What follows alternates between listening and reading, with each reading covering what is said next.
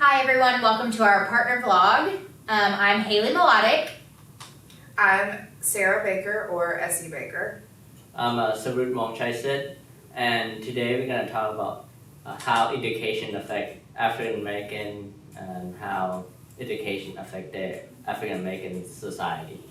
Yeah, we're going to take you through a timeline today of when education started for enslaved African Americans, and we are going to tie it back through examples and sources and other things like that to bring it and show it how it produces freedom and doesn't produce freedom for African Americans in today's society.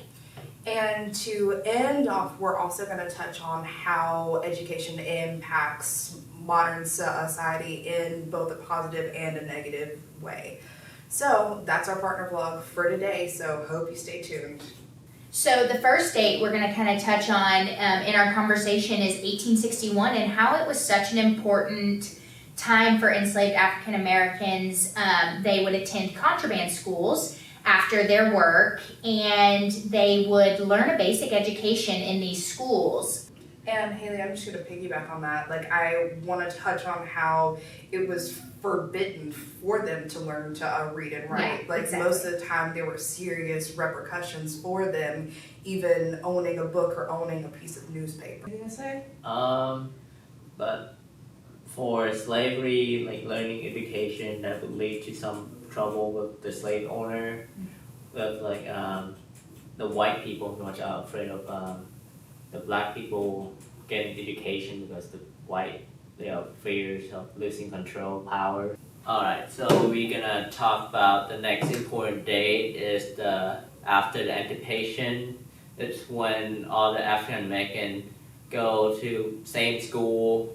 They all gather up, go to the same school, have one teacher, and they have education one day, probably a middle school education. This was after emancipation, enslaved African Americans were just really excited to have the opportunity to get an education. I remember reading in the Donaldson text, there was an 85-year-old man, and this stood out to me, is who attended one of those schools with one teacher in one room, and all he wanted to do was learn how to read a chapter in the Bible. So he was just taking advantage of the opportunity as an 85-year-old man. So to continue on with the segment, we're going to talk about W.E.B. Du Bois and Booker T. Washington and kind of how they were major leaders in the education movement. Tell us a little bit about that. So Booker T. Washington, he believed that African Americans should start from the bottom and work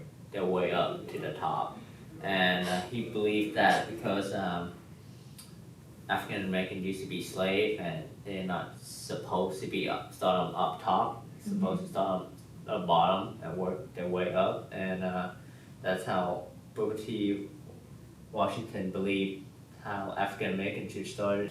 I remember in the documentary they referred to it as he was suggesting neo-slavery because it's just slavery in a new form, essentially. He was essentially Booker T. Washington's intellectual opposite, and you could say that their viewpoint on education and African American education is completely on other sides of the spectrum.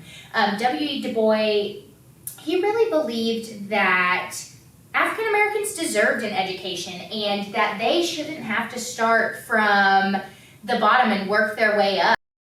Okay, after that history lesson and kind of the timeline we're going to give, we're essentially going to answer the question now of how does education produce freedom for African Americans in modern society? So before it was fighting for freedom And I guess that the thing about it is, my personal experience was when I came back to the university, when I dropped out when I was 21, I came back when I was now at 24, and I was hit with a financial aid suspension. It's okay, so I'm 24 years old and I'm coming back, but you're still putting this obstacle right in front of me. And so it's just I literally can't catch a break. And that was, obviously constricting. Yeah, that's our vlog and that's our conclusion. Hope you enjoyed.